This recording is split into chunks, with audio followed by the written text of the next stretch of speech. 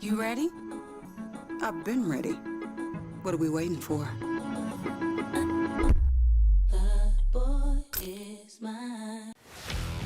Let's face it, there's a lot of trash talk in basketball, but the great teams let their performance do the talking. Like Ford F-150 with Pro Power on board, a class-exclusive industry-first feature that turns your truck into a mobile generator and leaves the competition speechless. Ford F-150, official truck of the Grizzlies. Greatness starts here at your Mid-South Ford dealer. Class is full-size pickups under 8,500 pounds, GBWR.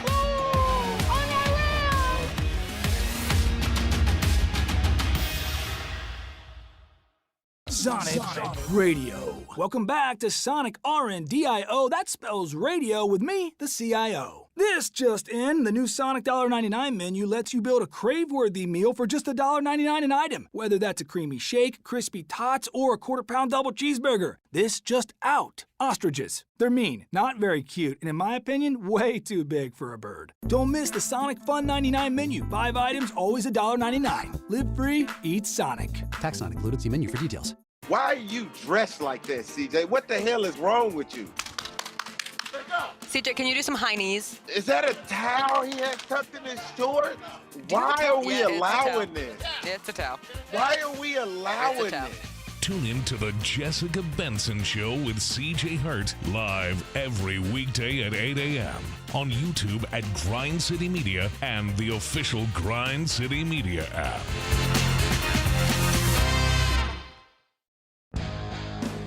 Grizzlies fans know it's the team that gives you the edge.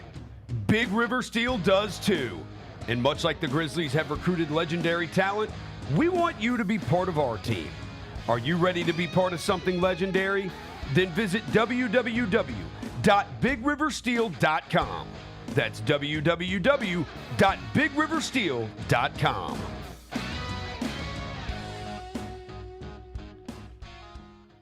Kroger shoppers and Grizz fans. Want exclusive last-minute discounted ticket deals texted straight to you? Sign up with the new Kroger Buzzer Beater deal. Fans can sign up by texting Grizz to 636-479 or visit your local Kroger store in the Delta Division and scan the QR code. By signing up, you agree to receive recurring automated promotional and personalized marketing text messages from the Memphis Grizzlies. Consent is not a condition of any purchase. Message frequency varies. Message and data rates may apply.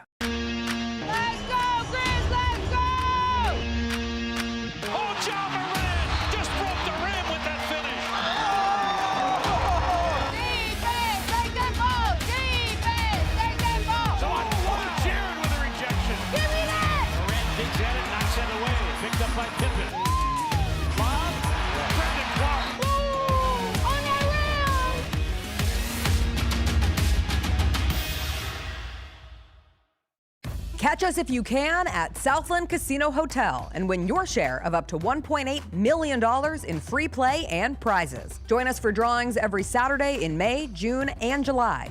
Each month, over 900 winners will take home free play or drive off in a new car or motorcycle. Be there for all 6 grand finale drawings and try to catch us if you can, only at Southland Casino Hotel. Must be 21 up. Play responsibly. For help quitting, call 800-522-4700. You want to be where you think the University of Memphis belongs. Yeah. Can you imagine what the next step is? I think we're positioned, we're ripe for success. And so what I don't want to do is make an intermediate move if it's not going to position us well. And so my job is to make sure when that opportunity presents itself and the circumstance is right, that Memphis is prepared 100% to take advantage of it. The Gary Parrish Show, live on weekdays at 10 a.m. on YouTube at Grind City Media and the official Grind City Media app. Live from downtown Memphis, this is the Chris Vernon Show on YouTube at Grind City Media and the official Grind City Media app. Now, here's your host, Chris Vernon.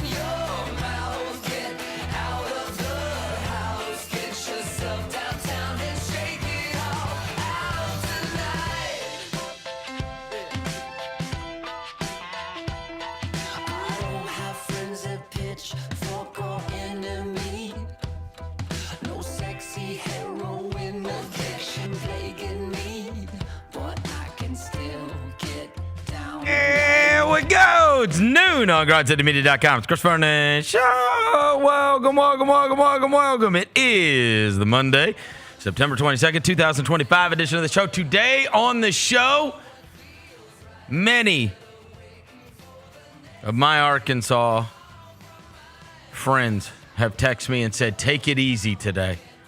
Please. We've had enough. I might tell my Arkansas fans, this might not be the show for you. We got 10 things from the weekend, including one of the best sporting events I have ever been to. No hyperbole. As Memphis beat Arkansas, we'll get to everything else that took place over the weekend. We'll get you ready for the week ahead. It is a Monday. It's dark outside, but smile. Let's do it. Turn it up.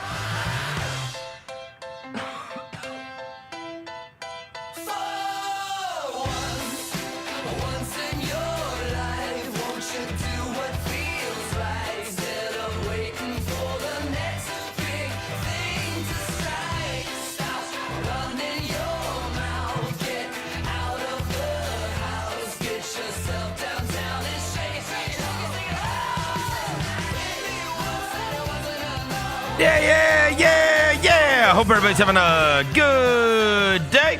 All right, we got a ton of stuff to get to on the show today, not the least of which is one of the best Memphis football wins ever at Liberty Bowl Stadium on Saturday. Before I get to anything, I welcome John Roser to the show.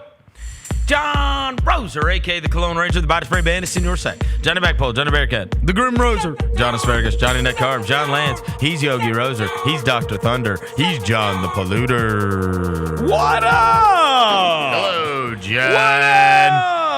Devin Walker's here. He's the microphone mangler, Senor Quasadilla, Mr. Math, Navajo Joe, the reporter, the photographer, he's Sir Hiss. He's a Walker 93. Go Tigers, go! Go Tigers, go! Let's go! Unbelievable weekend, to say the least. We will get to everything that took place as we do 10 things. I love 10 things. We know. And you're wearing a tiger hat, Rose. I'm so proud of you. I am wearing a tiger hat. Couldn't rep on Friday, but can after they win. I know, right? Johnny come lately. I was repping this at Tiger Lane on Saturday. He was at Tiger Lane. Number one, Memphis beats Arkansas 32-31 after being down 28-10. They had the biggest comeback in college football this season.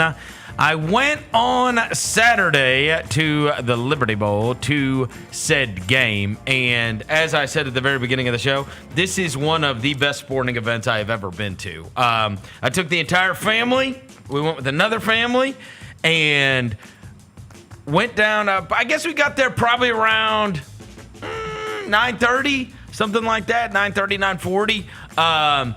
Walked around Tiger Lane, watched like the whole pep rally thing, like the spirit squads and whatnot. And then filed into the stadium. It was fine, temperature-wise, like early. I was like, wow, unbelievable, beautiful day. And, buddy, it got hot. I don't know if there's a hotter place on earth than that field.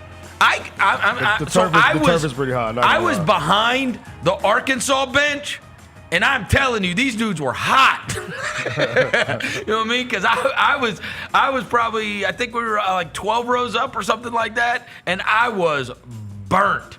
I mean, burnt during this game. Watching it unfold, obviously, when you get down 28-10, you start having some dark thoughts. And thank God, everybody outside of the Memphis football team can have those thoughts, but they cannot have those kind of thoughts, right? Where we're like, oh God, like, am I gonna have to be leaving this thing early? Is this gonna get depressing? That touchdown before the end of the half was so enormous. Vernon. Because they're getting the ball back. Yep. Right? So they're 28-10, and it's looking bleak, and then they score that touchdown, and you know they're getting the ball back after halftime. Now, of course, they didn't cash in. We'll take a little non-PI on that, by the way. Man, we got away with one on that. Yeah, I'll take it. But at the very beginning of the game, one of the worst non-defensive pass interference calls I've ever seen. I mean, the Arkansas guy just grabbed him by the jersey. Yeah, grabbed him. Yeah. That was a massive, massive touchdown. Look, and we get to halftime, and we're having the discussions, obviously, of, like, at one point they show up on the board that Brendan Lewis is like 5 for 17, I think it was. And I was like, I mean, settle down, right? Mm-hmm. I'm thinking to myself, all right, it's 11 at half, not the position you want to be in, but also not a death sentence. And your quarterback's been, like, wild. Like, he has not completed, and there were all kinds of passes that are there. Yes. Yeah. Now, my guy was stressing me out, bro. He was doing his Cam Ward impression. Hold on to the ball like it was glued to his fingers. And there were plays to be made. There was a couple that he sailed a couple where it's like, yo, you gotta settle down. There were plays to, so that's what I was thinking, right? As I'm watching it unfold in that first half, I'm like, bro, the plays are there. Yeah. You're just not hitting them, right? The hardest part is when your offensive line can't hold up and the plays aren't there to be made. The plays are there to be made. They're just not making them. Mm-hmm. And you guys would know that I felt that way if I could have gotten literally any cell phone it's a coverage. Wrap. It's a wrap. Right. It's a wrap in that stadium, bro. Can I just say that you guys would have you guys would have experienced. I was trying to text you guys the entire game. How about this? We walk into the stadium. I tried to, so all the tickets were on my phone, okay? Now, I know because of this massive crowd, like even as we're walking to our seats, you kind of get lost from each other in the throng, right? So I told them, like, hey, just meet me outside of this section if we get separated or something like that. I texted the rest of my family a screenshot of the ticket just so they would know would not go through. Yeah. I'm like, this is untenable. Right? I can't even, like, my wife went out to go get us waters, and I tried to text her to grab another water. No. Concrete stadium, baby, that ain't happen, bro. Our stadium way too concrete to get text through. Okay. Here's the deal. We can fix this. Yeah, it just so happens a multi-billionaire owner of the local NBA team has, you're never going to believe this, a Wi-Fi company that literally beams out Wi-Fi to third world countries. Entire countries have Wi-Fi coverage because of Robert Pera. Surely. Make a phone call, we bro. can get that. I mean, honestly, like somebody contact Ubiquity. They have these things. Years ago, I remember asking him about, like, kind of what they do. And he was like, and somebody explained it to me. One of his right-hand men explained it to me. He's like, imagine there's, like, something that's, like, a little bigger than, like, a smoke detector, right? Yeah. And he goes, and imagine that we went to the University of Georgia. And he goes, and then we walked to the tallest building at the University of Georgia. And then we slapped it on the top of the building. Boom! You've got it all over the campus. And I'm like, that's incredible. Yeah. And he's like, yeah, it is incredible. Thus, why he's got $1 bazillion. Because everybody needs Wi-Fi, bro. Everybody needs it. Everybody needs Wi-Fi. Please. Except the University of Memphis. I'm begging you. There's levels to ideas. We are not on that level of ideas. We're dreamers, thinkers, doers. We haven't got to that point yet. I am begging you. I am begging you. Get this. Get this apparatus, throw it on top of the Liberty Bowl, and save everybody this frustration. Because it drove me crazy. I couldn't contact anybody because I'm trying to text with you guys throughout the game. To your point, because I'm watching on YouTube TV, so streaming is obviously behind you. Yes. Yeah. One of your texts came through, and it was OMG exclamation points, and I was like, oh, something good happens here. And it was like a run for 3 yards. And then I was like, well, maybe it's the next play. And it was like an incomplete pass. And I was had like, sent that 2 hours ago. Yeah, I was like, when did he send this? 2 hours ago. I think it was meant bro. for the Sutton Smith run. I think that's what it was. I gave up. I don't remember. I gave even my tweets barely went through. Like I was like, no, I nothing. gave up. Nothing with her. I had no contact to the outside world, which I was trying to text with you guys. We've got to get this fixed. Yeah, we do. It's 2025. Yeah. There has to be a way, right? And the other thing that drove me crazy. So let me just get my griefs out of the way real quick. Before we celebrate. The other part about not being able to like even text my son when he's like out in the corridor, because he was gonna like stand in line for a Pronto Pup, which the line was 4 quarters long. Like if he would have gotten his Pronto Pup, he would have missed the entire game. Okay. So we could do a little with that too. But anyways, beyond that, and this is more so than not being able to like contact you guys or like, you know, have this lived experience as where you're watching on TV, you're down on the field, I'm up in the stands. Yeah. The other thing is, bruh, and this is Memphis, I'm getting all of this out of the way before I give you the most flowers I could possibly give you. All right, number one, we're getting Wi-Fi. We're making that happen. Ed, Scott, the rest of you, like this can be done, okay? It's a phone call away. We got to fix that. Because beyond that, and this is something you can fix there at the university. Bruh, you showed me the Tennessee score and you showed me the Utah-Texas Tech score, and that is the only 2 scores. And I want to know what else is going on in college football. But guess what? I can't. It won't get any service. Yeah. So if you're not going to give me any service, you've got to give me a scoreboard. Yeah. I don't care that Tennessee's up 56-10 on UAB. Okay, they put the North Texas score up there. Bro, they had the Texas Tech Utah score and the Tennessee UAB score as if there were 3 college football games going on. Yeah, like a Thursday night game. Now back to the game.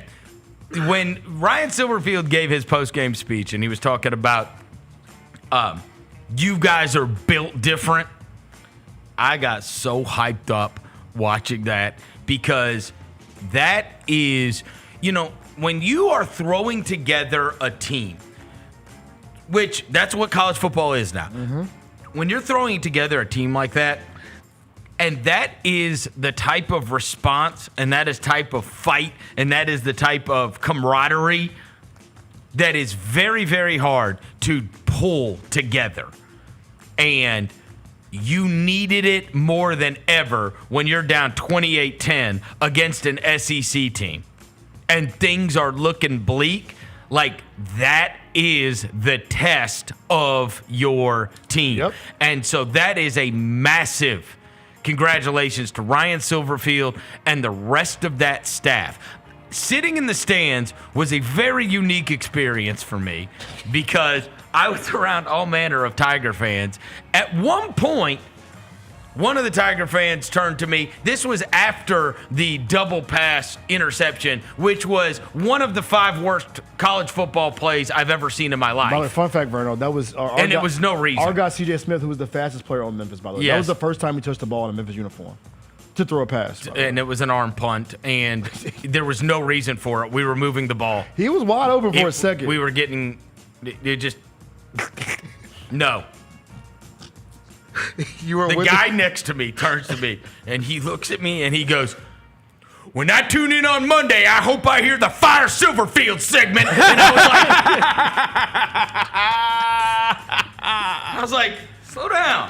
Calm down, bro. You had the aggressive Chris Vernon show fan next to you. I turned to the guy and I said, look, man, he has done a great job here. He's like, I know, I'm just mad.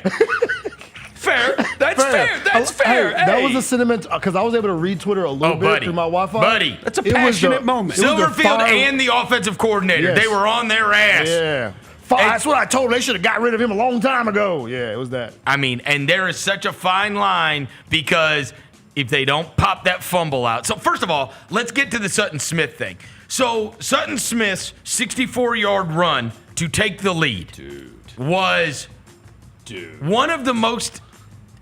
I don't know the last time I was this excited about a football play in person. Like, there's less than 5 minutes in the game. P.S. This is what is going to be forgotten about the Sutton Smith run for 64 yards to seal this game. What ended up, the game-winning play.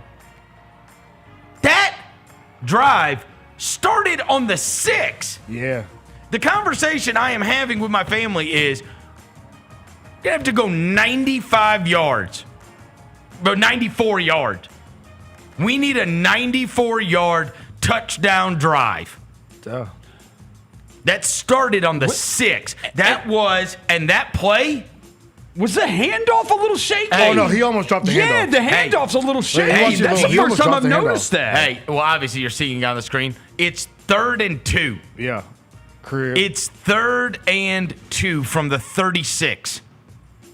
Crib. And he houses that thing. Crib. Ran 20 miles an hour, Vernon. He's got NFL speed. Oh. He's got put the photo up, Jalen. We have Verno's live reaction to the Sutton He's Smith got the Tony touchdown. Pollard, the Darrell Henderson. Devin took a got picture. That speed. Devin was down on the field and he took a picture of Sutton Smith running in this touchdown. And I said, I guarantee you're going to be able to see me somewhere in that picture. Where's Waldo'd it? And sure enough, you could see me in the crowd as Sutton Smith is running that ball in. So that's the photo. It's a lot, so that's what the photo looks like.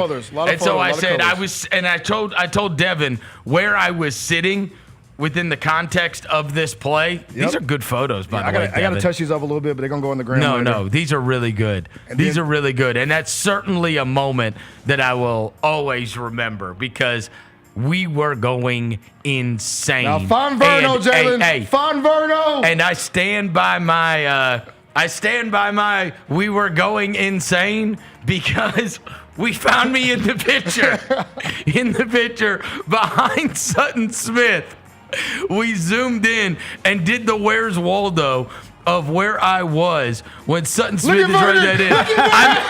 I'm right in the middle in the white hat. Let's go! Unbelievable. Oh my God. We were high-fiving everywhere. We were going absolutely bonkers. And then, obviously, at the end of the game, you need a miracle. I mean, they are... Look at the zoom in shot. You were amazing. Let's go. It's 2nd and 2 on the 9. 2nd and 2 on the 9 with 1:18 left when they hand the ball off to Mike Washington Jr. and Chris Bracey punches the ball out. Now, I am at the other end, the end obviously where Sutton Smith scored. Yeah. There's like 8 Tigers that take off running to midfield. Yeah. And at that point, I'm going, oh my God, oh my God, oh my God, oh my God, oh my God. Because you see I'm looking at their reaction, and you see this guy taking off running. He's like pointing one direction, and then you see these other guys that are pointing the other direction, and we're going, what is going on? What is going on? Now, they're all the way down at the other end of the field, but then they say it's Arkansas, like we're like, oh, right? Because Arkansas goes back up to line up, and then they say, well, hold on now, we're going to review it. Look, for as much as I've complained about the Liberty Bowl, unbelievable job on the Jumbotron. We're all seeing that on the Jumbotron as they're doing the official review, and we know. You can tell his legs aren't down, and that ball is coming out. Mm-hmm. That is right. And by the way, Bracey not only punches it out. He also recovers the fumble. Yep. I mean, that is an all-time amazing college football play. Yes. And look, he flies in too, bro. Flies in with the punch. That's a Roman Reigns Superman punch to knock that ball loose. Oh, Arkansas fans are sick. Yeah. So because look, I was screaming, I was yelling, I was like, good reason. let them score. We all were. We're saying, I think I tweeted it out. Drew Hill tweeted it out. Like, dude, just let them score. Because otherwise, they're just going to run it down the entire way, kick the field goal. Because Silverfield didn't use his first time out. He didn't use it until right before that, and it was like he should have started. I was like, he should have started back at like 150. He should have used his first time out, and then because of the forced fumble and everything else, like the game is not over. No, they need to get a first down, and I didn't even. Honestly, I am in like. I mean, it's euphoric, right? After the fumble, that I'm like, all we need is a first down. All we need is a first down. And then obviously you see the run for the first down after the Arrington Maiden? The Arrington Maiden play. Yeah. And we see him, and I did not know what happened. Carried them dudes. I did not know what happened with this play until I was down on the field after the game, and I asked Devin. I did not know. I didn't know that was Arrington Maiden that had come in the game, and I was like, who ran the last one? Yeah. I mean, I've never seen Arrington Maiden in my life. No. He came in, bro. So I asked Silver about it in post game. Because I said, yo, like, what was the situation? He drug it. Drug him. Hey. He put the team on his back, though. Greg Jennings. Greg Jennings. Yeah, bro. I put the team on my back, though. That's the one that people talk about in practice, by the way. He's the one that people talk about in practice. Arrington Maiden? They say he's the one. Like, he's going to be the next one. And so apparently Brandon Lewis's helmet came off play before that. So they asked Silverfield, you're either going to use a timeout, I believe, or use a timeout, or you got to sub in your backup quarterback to run a play. And he said, all right, Arrington, go ahead. Like, let's go. So What? Yeah. So that was not an intended thing to happen. Brandon Lewis's helmet came off play before. And so Silverfield had to make a decision whether you use a timeout to put Brandon back in. Wow. Or he doesn't want to run a pass. I mean, you know what I mean? So he's like, yo, Arrington, And you want to hear the funniest part about it? He said, look, the play call was Arrington hand the ball off. I look up, Arrington's dragging people down. He did not. He wasn't supposed to run the ball. He said Arrington saw it. He said he took off. Buddy, you might not have seen Arrington Maiden ever again. Look, he said the play design was to hand the ball off. And Arrington pulled it out, and carried the whole Arkansas team to the first down line. They said that guy was 380 pounds. Yeah. The guy he's dragging. Arrington carried him, bro. He said he's dragging a 380-pound guy. You know how? I mean, look how big that dude is. Keep your feet moving, guy. 7 yards. He just drove him 9 yards, whatever. Gumption you have to be the biggest game of the season. Oh, my God. It's 3rd and 8. It's my time to shine. It's my time to shine. Like, it's 3rd and 8, bro. This game could end because of you. And you decided, all right, I got this. I got us, baby. I will tell you a hilarious story that I just remembered watching that one. So, DeWosier was back in the lineup. Yeah.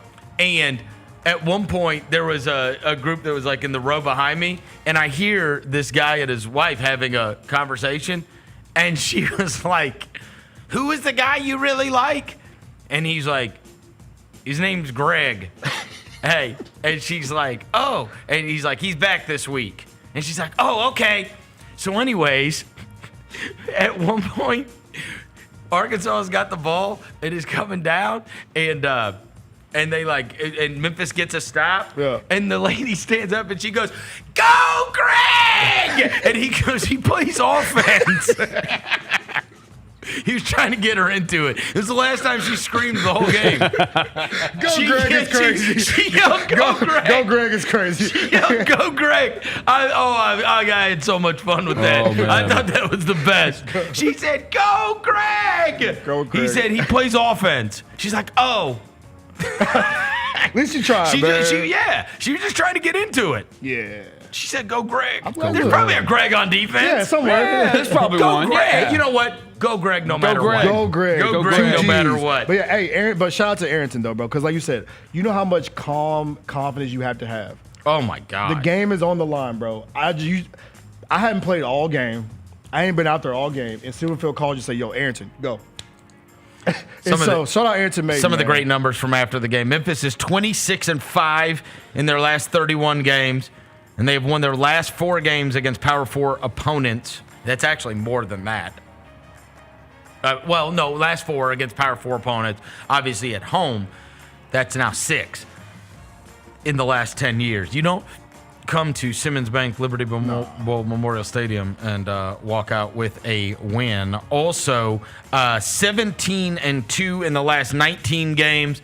4-0 start this year. 5 wins over Power 4 teams, including in each of Memphis's last 4 games versus those Power 4 opponents. So, congrats to our guy Ryan Silverfield. Unbelievable job. Hey. And that was, I said after the game when I put my post up on Instagram, like, no hyperbole.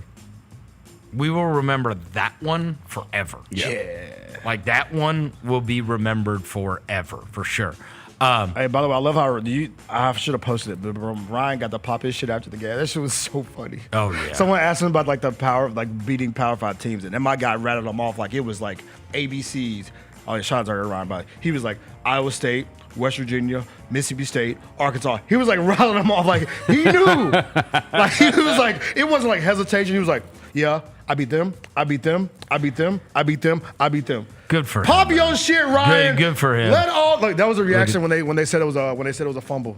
The crowd was going crazy. Oh my God! Shout out Ryan Silverfield, man. That was before. I cannot tell you how this is the other one that and we have had this happen with Grizzlies games in the past, when the next day you just can't stop watching videos, reliving it. Mm-hmm. That's when you know. Oh yeah. Right. Yeah. And that how huge it was. And I gotta be honest with you, watching those videos back, dude, the Joe Test calls were great. Really? I gotta go back and watch it. He's good. Yes. On the Sutton Smith one. Oh, it's so good. No, his energy stays. He's very energetic. What'd you think about the TV broadcast? It's good. I mean, I've heard it's Tessitore and Palmer. They're good. Jesse Palmer's Jesse Palmer, but like Tessitore's awesome. Did they show us love? Like, was they giving us yeah. You didn't pay attention. You weren't paying attention. No, I wasn't paying attention. By the way, that's the reaction afterwards, by the way. That's the Did you even watch the game? Yeah. Yeah. You were watching Ole Miss Tulane. No. Yes, they you didn't were. start till after. Oh. Rosa, yeah, they didn't start till 2:30. You said, did they show us love? Yeah. Yeah. Yeah. Like, it's... What were you listening to? I wasn't paying attention to the broadcast, but I was watching it. It was on. He didn't watch. He's not watching the game. He was not watching. I did not watch the game and hear the broadcast. Just, you can admit it. Just say I didn't watch the game. I watched the game. By the way, there was a conversation on Friday, Vernon. Will they storm the field? All 74 people did storm the field after the game. So here's what I'm going to tell you. So, with a minute left, whatever, when we're getting to kneel down time, right? When we're getting to kneel down time, I am I'm near that end zone where there's like a staircase, and you can tell that the security guard, like, there's people already lining up at the staircase, because I joked that like there's like a leap, like people would just be like right, like jumping off. It's too high. You break your ankle jumping off that thing, right? Sure. And so it's either they're gonna let people down the staircase or they're not. And there's people that were already lined up to go down the staircase. And then as soon as the game ended, the security guard just got out of the way and like people just start filing down the staircase. But it's so slow to do that because everybody's in line. At that point, my daughter's like, "Can we go?" And I'm like, I don't know. Like, she's like, "Come on." I was like, "All right, why not? Why not us?" So we went down there. And I will say, I saw our guy Mr. Chicken Salad Chick, Brendan Lewis. He gave me the biggest hug. I saw the picture. He said, "Can you believe this?" I mean, that's the biggest. Unbelievable. That is the biggest game he's probably played in his college career. Brendan Lewis had 103 yards rushing, 199 yards passing, 2 rushing touchdowns and a passing touchdown, and he absolutely could have played better. Yeah, he did. You know what I mean? I have this. I was watching it too. Tell me if you think this as you're watching the game. You can tell Brendan. He runs the ball like a running back. He had the vision, but you can tell the receiving core. The only person he really trusts is Cortez, the guy that came from Nevada with him. Yeah. And I was watching. I was like, there was a couple times Brady was open, Brady Cruz was open, a couple guys, but he was like, "Where's Cortez at?" Yeah. And it's like he trusts him on the deep ball. Yep. He trusts him on a couple other passes.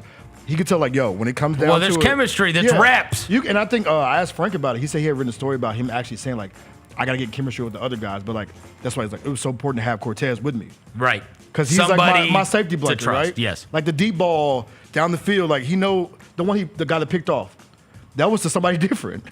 That went to Cortez. That pick was amazing. Exactly. That DB is quick. Snatched it from him. Snatched it. Yeah. I got a photo of that too, but if you want to put that up, Jalen. Yeah, that was like a 50-50 ball. Yeah. Yeah. You know what I mean? You could tell you got to win that. You could tell my guys like looking around like, yo, where's my guy at? Right. Like I don't like. So then if you don't see his guy, he takes off running. Yeah. So yeah, Brendan Lewis, bro, salute to you, brother. Biggest win for you in your college career. Yeah. So the kids were down on the field after the game. We got to see a bunch of the players, got to see a bunch of people down there. Obviously ran into Devin. He was down on the field. There he is. There's Brendan Lewis and the kids after the game. They were so excited. I mean, like, I cannot express to you how happy everybody was. Yes. I mean, and I told you guys that I bought those tickets like on SeatGeek. That is the best money I have ever spent, honestly. Like, there's very few times where you can go to something and it's like, we'll remember that forever. Yeah. But we will remember that one forever. That was an all-time. No matter, I mean, honestly, no matter even what happens the rest of the season, honestly. Yeah. Like, you don't see that happen. 28-10, we were feeling down. Oh, yeah. And then, even before that fumble, man, they were pushing them back with the run. Bro, I was like, bro, come on, just get one stop, bro. Just get one time. Just one. We Somebody needed do something. Hey, we needed a miracle, and we got a miracle. They got it, yeah. I will say this too, Vernon. My phone. So I got to check my phone after the game was over with. After kind of everybody started leaving, I have never been. This is the benefit of playing on ABC. I have never gotten as many texts about Memphis football from people who I didn't know were paying attention than I ever got after that game Saturday. Wow. Like people who don't even know. It was a GTG here. GT. Oh my God, Memphis won. Oh my. It's people that don't even know college football. That's, by the way, that's a photo of the pick. Golly. Yeah, he snatched it. But how many people just text me and say, yo, I saw Memphis won because I'm watching on ABC. Like, I got at least 25 texts after the game on Saturday. They're like, bro, I know you love the Tigers. I just watched them on ABC. The other thing is, infinitely more Memphis fans than Arkansas fans. Yeah, I'm that so glad was I was great. wrong about that. That was great. I was so glad. And that place was filled. Yes. It was super fun. Just a fun day. Congrats to Ryan Silverfield. Congrats to the Memphis Tiger football program. Now, just got to take care of business with the conference. Just got to take business. And like, they posted a graphic while I was watching the games on Saturday night, and it said 35% chance of making the college football playoff, which was the best percentage of any of the non-Power 4 teams. And they're projected right now as a 12 seed in most of the brackets. Yeah. So they've done what they needed to do. And this is one that I told you guys, the reason that this one was so, Arkansas is going to get a couple of goofy wins. You know they always do. They always do. So you're going to be able to line it up, and you're going to be able to say, I don't know who they're going to beat, right? But if they beat Ole Miss, or they obviously they lost Ole Miss already, but an LSU or so whoever, right? Notre Dame even this weekend, right? Whoever, you're going to be able to look back and go, oh, a team that was able, you're right. Yeah, we can compete on that level. What you can have is them cratering like Florida State did last year. Yeah, no, you can't have that. I will say right? too, to your point about the big game, winning a big game and staying high, because I hate to bring this up. And it will show the growth of Ryan 4 years into the job. You remember in 2021, we beat Mississippi State. Emotional win. You got the big win against the SEC team. You lost the next 4 games. Yep. Right? So I think for me, it's like, show me, I love the growth and development. That's is right. to keep them dudes on the same level. Yep. Because 2021, you beat Mississippi State 31-29. You lost to UTSA, Temple, and Tulsa. You beat Navy, then lost to UCF. You lost 4 of your next 5. So it was like, show me, bro, the growth and development, and let's get this done. He has told us for 2 years that Sutton Smith was the guy to look out for, and Sutton Smith got speed. is the guy to look out for. He's got the Henderson Pollard. Oh, my God. He's got that speed. Buddy. Bro. Arkansas fans, Arkansas fans think they should have won the last 2 games. Yeah. Okay. And rightfully so. Rightfully so. They think they should have won the last 2 games. And they also, I was with one yesterday that was checking his phone going, why has Sam Pittman not been fired yet? Yeah. Like that just ruined our season. You know who he wants? My buddy? Gruden? No, Petrino. He wants Petrino because Yes. that's the last time they had real success. He said we are not doing better than him. I saw a story come out yesterday about the buyout number.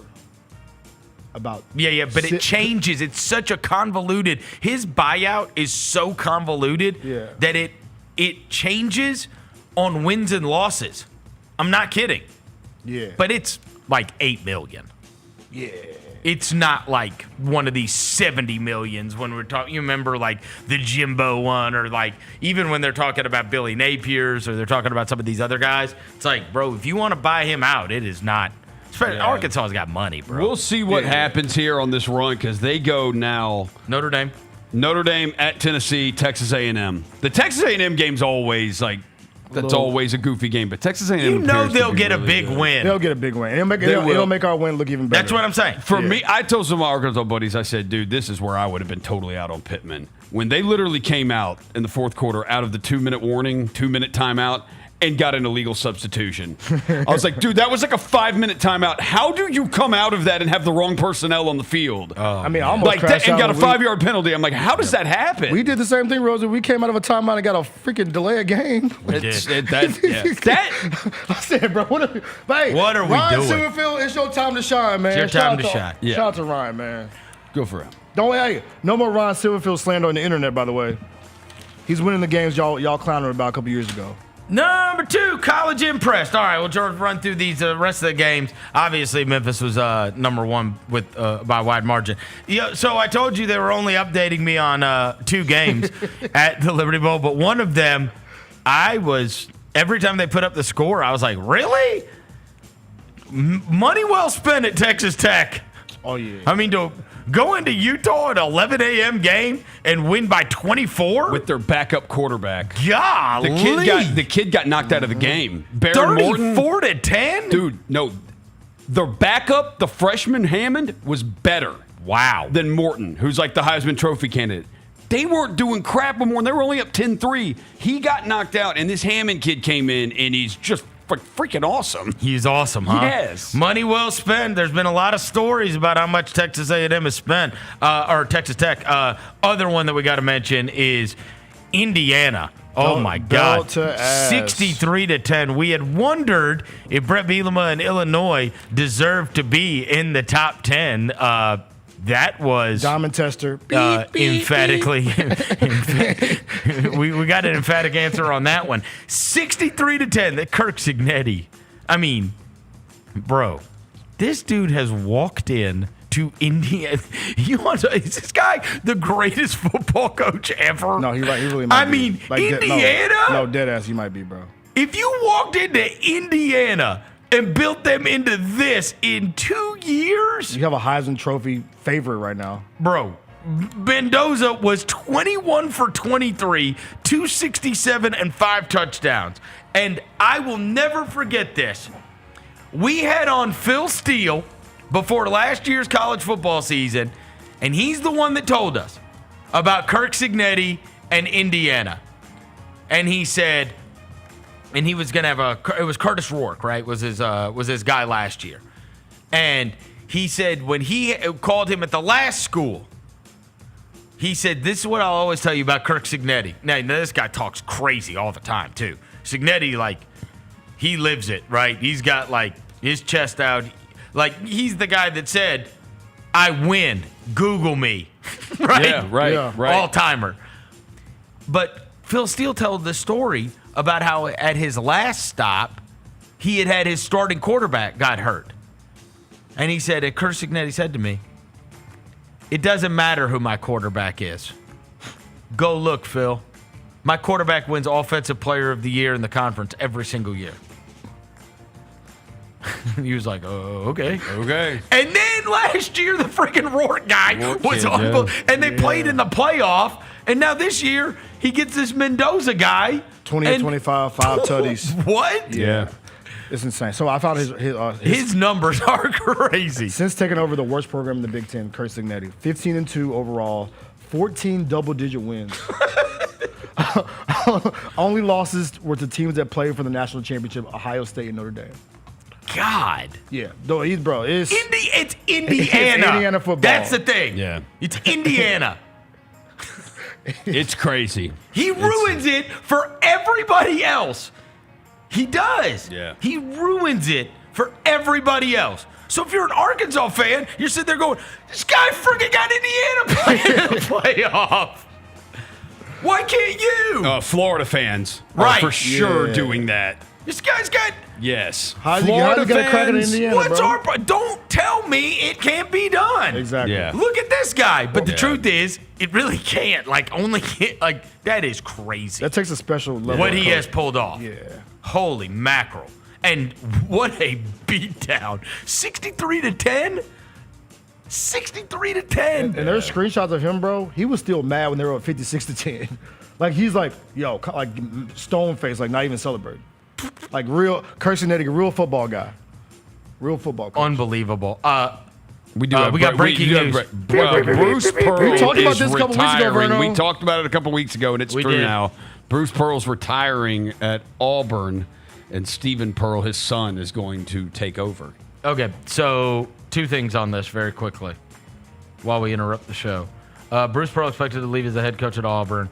This was a rumor a few weeks ago. I even talked to Gary about it, and I was like, look, this is not my thing, but this is like something that Auburn fans are talking about for whatever reason. And Gary's opinion then at the time was something that he goes, it would not surprise me that much because he will inevitably if you're going to hand the team over to your kid, then that's why the timing would be weird, right? Because it's like, okay, the season's about to start, right? The other thing that was told to me when this was a couple weeks ago, Devin had talked to somebody with some Auburn connections that had told us that this was like a thing that Auburn fans were talking about. So when I called around, the 2 things I heard at that time were he'll step down and hand the deal to his kid, and that he'll run for office. That he's going to do the Tuberville thing. Yeah. Yeah. And that he's going to get into politics. And I was like, really? I'm just telling you what people told me. I don't know if that's true, but he's stepping away from college basketball. He wants his son to have the job. So I'm telling you, the first part of it is exactly what was said, right? He'll wait, then, because you can't get a coach now. Right. So this is the way to pass it to your son, and then he's going to run for office. That's what somebody told me. Yep. That's exactly what I was told too. When Yep. we talked about it like a month and a half ago. We were Yep. like, yeah, he's probably gonna be done. He's going to hand it over to his son, and then he's going to get into politics. Yeah. And I was like, oh, okay. Yeah. All right, Pearl. 65 years old, 2 Final Fours at Auburn. Wow. Won the NCAA Division II tournament in 1995 at Southern Indiana. Yeah.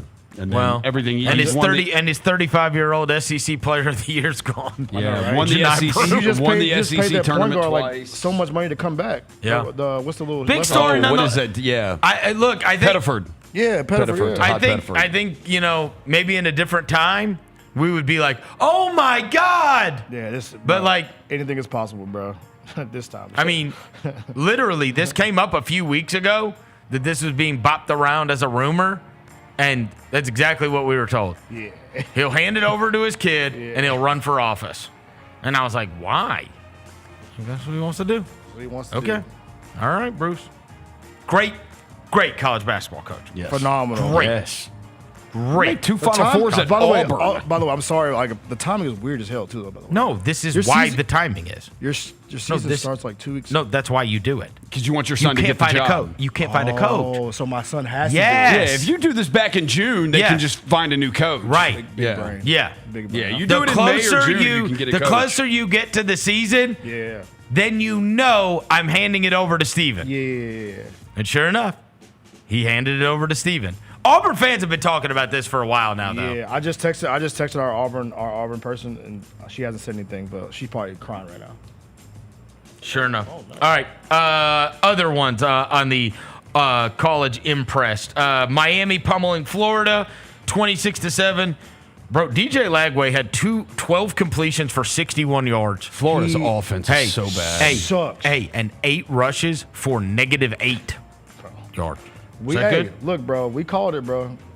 We called it with this Lagway dude.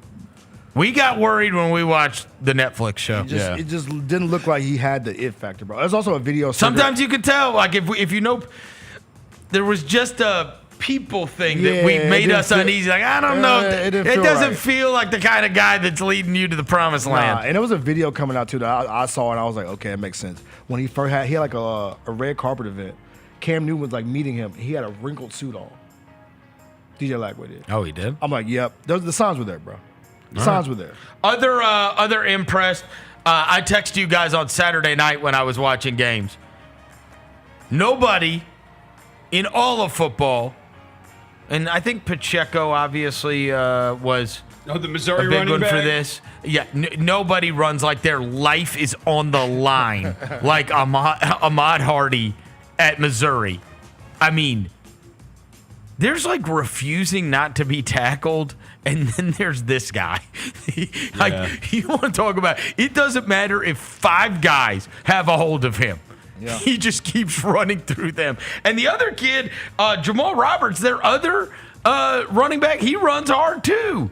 I was just so impressed with him. I was like, this guy is like, I mean, and the announcers were like, Ahmad Hardy will not be tackled. He would he would run through a whole team. It's like rinse dude, bro. Crazy.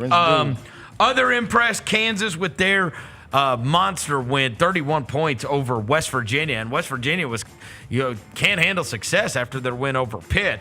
Arch Manning is against Sam Houston, but at least he got back on track, which is, if we're looking forward towards a Texas-Oklahoma showdown, you don't want Arch Manning to be terrible. And at least he got going. He's feeling himself. He had the 300 yards. He had the 2 rushing touchdowns. He had the stare down of the kid. Him flexing on a Sam Houston State guy who's going to be working at Lowe's in 2 weeks, bro. Like, don't do that, Arch. Yeah, that was... Like, it was a bit much. Papio is against the Oklahoma DB. Right. Don't do it against a dude who's going to be working at freaking Cookout. He did little boy him. Yeah, come on, bro. Arch. Yep. You got to play Oklahoma soon. Also on the impressed, look, I don't know why Coach Prime lost his mind after losing to Georgia Tech, which was a totally reasonable loss, especially in retrospect. But he lost his mind and went to his 3rd-string quarterback by the time they had a game again, and he was awful, and they were awful. When he got my guy, Caden Salter, from Liberty, who was 12-1 at Liberty and one of the most fun players to watch in college football, he goes back to Caden Salter, and Salter had 300 yards, 3 touchdowns, 86 yards rushing and a touchdown. You will for sure look back on that and be like, what happened here? Yeah, you went and got the Liberty quarterback, and he's awesome. Yeah. Just trust and believe. Bro. It was just, I mean, that's a guy getting super frustrated with the loss. Yeah. And the Georgia Tech loss is not bad. Nah, because they keep winning, right? Georgia Tech. Yeah. Georgia Tech. They pummeled Temple over the weekend. Yeah. All right, number 3. You put Vanderbilt on there? Yeah, Vanderbilt. I'm sorry. And I got one highlight with the 70 piece that I have to put up. Yep. This is my the one and only time I'm gonna have Purdue football on the Impress because they did this. Play it, Jalen. What did Purdue? Innovation, Verno. What is this? Innovation, Verno. Oh wow, I like the play.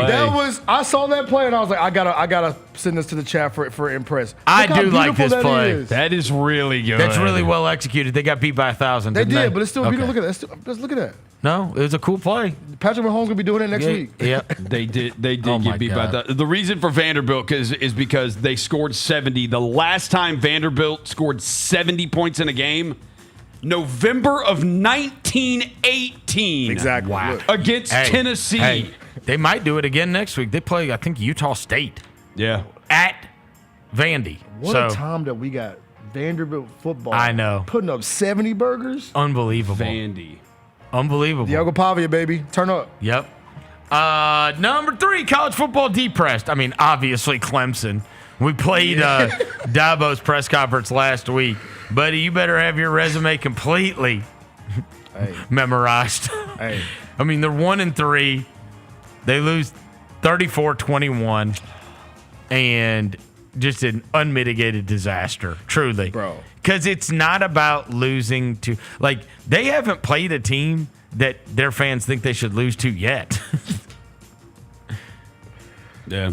That's you know what I sad. mean? Yeah, bro. They taking and the ship did not get righted, and he went from go ahead, fire me, I'll go somewhere else and win, to like, I mean, he's like on the edge of tears.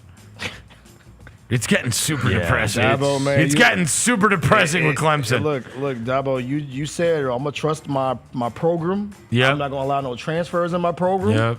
We're gonna do it my way. But now you're finna look like the 2024 Florida State Seminoles. Yep. Because they look bad. Oh no, they look bad. They look bad. That is depressing. At the beginning of the season, we did the ESPN list of the top 100 players in college football, and they had 3 of the top 10. And we looked at their schedule and we're like, are they the one? I mean, look at the talent. They're on that blue chip rating. Like, it's not a talent thing. It's not. Bro. They have talent. They're not playing for him. Do you think they gave up on him? Something happened. I don't know what happened, but this, dude, when you get beat like that at home to Syracuse, something happened. All right. Well, I'm going to go back. Let me go back to impressed real quick. I don't know if you saw this, but it made me want to take Syracuse in that game, which I did not. But this is last week when Fran Brown, the Syracuse coach, was asked about being a 17.5-point underdog to Clemson, which everybody thought Clemson was going to have the bounce back, right? Yeah. This was Fran Brown he was asked about the point spread and that game between Syracuse and Clemson. I don't care about what Vegas said. Nah, Vegas said Canelo was about to win. Right? Shit, you know what I'm saying? Crawford said different. Right? So, I mean, I don't really pay attention to that. I'm not allowed to gamble or bet on us, so I don't pay attention to that. I'm just focused on just today, really, like the first quarter, just trying to do that. That's cool. I like being underdog. I've been underdog my whole life, right? 50 got a good song, Hate It or Love It, the underdog's on top. You should listen to that sometime. Be pretty cool. Shout out Fran Brown, man. He also said Hate it or love it, the underdog's on top. Yeah. And then I love how he said, too, you said the other quote about, they were asking about stealing his players. He's like, I will pull up on you. He's like, these coaches, I will His pull up first on quote you. was, Vegas said Canelo was going to win. Crawford said different. Shout out Fran Brown, man. He pulled it off. He did. He pulled it off. And he lost his quarterback. Angeli? Yes. I think he tore his Achilles or something. What's the deal with him? Look it up. Angeli. He was leading the nation in passing. Angelli. No, he's out for the season. Steve Angeli. Yeah, season-ending Achilles tear. Yeah. There it is. Damn, Horrible. And they still beat them? Horrible. Yeah. You lost to a backup quarterback, Clemson? Kid tore his Achilles. Yeah, Clemson, bro. Angeli. Yeah. Also on the depressed, the Auburn disaster. I mean, Vinny Verno having Oklahoma or having Auburn, and then them losing on a safety. You could throw SEC refs in there too. And then after the game, them saying that Oklahoma's trick play touchdown should not have counted. Yeah, don't tell me that. I mean, and then Auburn loses their basketball coach today. I'm sorry, Auburn fans. Yeah, this is a bad run. That's probably why my Auburn friend, her phones are do not disturb right now. Oh. And it might be for some time, but that was a disaster. Nebraska, good grief, win a big game. Seriously, one time. Friggin', all right. You got me teetering, Matt Rule. I've been a Matt Rule guy, but this is getting disgusting. Win a game. What's the record? Right. 0-20 something. 1,000. 0-1,000. I will tell you the other thing too. They are not a Matt Rule team. They cannot stop the run. Cincinnati rushed. What is Nebraska's schedule? Let's look at it. So Michigan rushed for 290 yards against them. Cincinnati rushed for over 200 yards against them. Their other two games, they beat Houston Christian and Akron. Houston Christian's running back, number one running back, averaged almost 8 yards a carry against them. Akron's number one running back averaged over 6 yards a carry against them. It's They not can't Matt Rule stop the football. run. That's not Matt Rule football. Where is Dominican Subra? He Yeah. ain't walking through that door by now. They cannot put a hat. He ain't walking through When that they door. get a hat put on them, they fall down. 0 for 29, Verno, Oh, in the God. last 29 games against ranked teams. I don't think that's good. I don't think that's and good. your He's not building the monster. And your quarterback, No. he keeps doing all the little the side arms. the Mahomes Yeah. emotes. Somebody got to tell him to be himself. Yeah. At some point, you got to be yourself, Dylan. I'm down on him. Yeah, you down, should- I'm you down should on be. him after that one. You should be. And That would have especially, been a lot worse without a Hail Mary. especially when I had to hear Biff Poggi after the game, former Charlotte coach who was coaching Michigan because they've still got the coach suspended for dastardly deeds. Biff Poggi after the game when they beat Nebraska saying what he was going to do at night. Oh, he's an American treasure. Here he is. What are you going to do tonight to celebrate? I'm going to eat some Haagen-Dazs coffee ice cream with my wife and smoke a Cuban cigar and then probably go to the hospital. But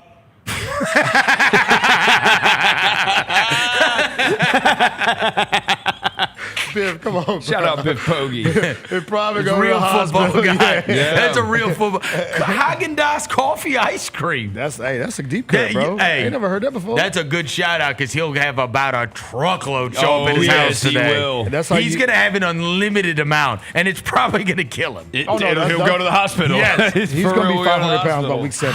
Haagen-Dazs coffee ice cream. Yeah. Yeah. That sounds fine. I'm going to have to try it. Yeah, I don't really miss ice cream, but that sounds good. Yeah.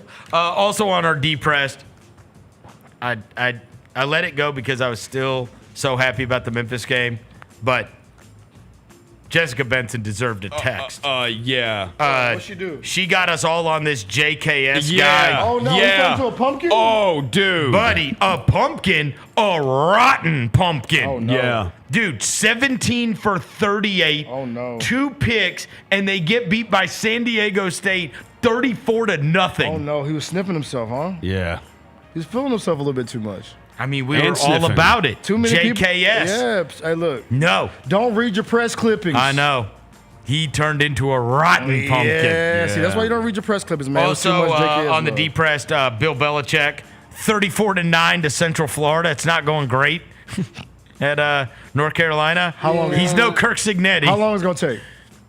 I mean, I would say, I would say Grab stuff and go over under is 2 years. I think. Before he gives it to his son? I just think it's over under 2 years. That's what I'd say. Belichick, Yeah, he I ain't would gonna say it's going to be at some point next season. Okay. He'll in the middle So of the you year. would take the under? Yeah. Okay. Early in the year, he'll just be like, I'm done with this. Okay. Max Gilbert, who, of course, had a really tough week after missing the field goal against Georgia for Tennessee. This poor guy. I mean, Tennessee won by 1 million. He can't catch a break. So, of course, he had the bad week all week. Did you guys see I this? saw the video, yeah. I saw the No, video. what'd he do? I saw A the video. UAB he didn't kid do it. stomped on A his UAB foot. stomped on his foot, bro. Like, look, you he's stomped on minding his his own business. Minding his own business. What's that for? Yeah, he stomped on his foot, bro. Why did you do that? Yeah, I don't like that how nobody push number 1 or nothing, bro. This kid cannot catch a break. It's like, what? We're winning by 1 million. why are you stepping on my foot, bro? Yep. Why would you do You saw the that? same game. What's his name? What's the quarterback? I know, the coach. Trent Dilfer had his phone on the sideline. Oh, my God. Taking video of the stands to show his team what it looked like in the why? Trent, come on, bro. Yeah, It's time to go, bro. he's giving up too. He's just doing shit, bro. We didn't, because you mentioned Clemson. There's another one in the same vein. We forgot because it was Friday night. Oklahoma State. I have it. Oh, okay. All right. Tulsa 19. Yeah, Oklahoma State you lose 12. at home to Tulsa. I mean, look, it's- it feels like this is the end of it.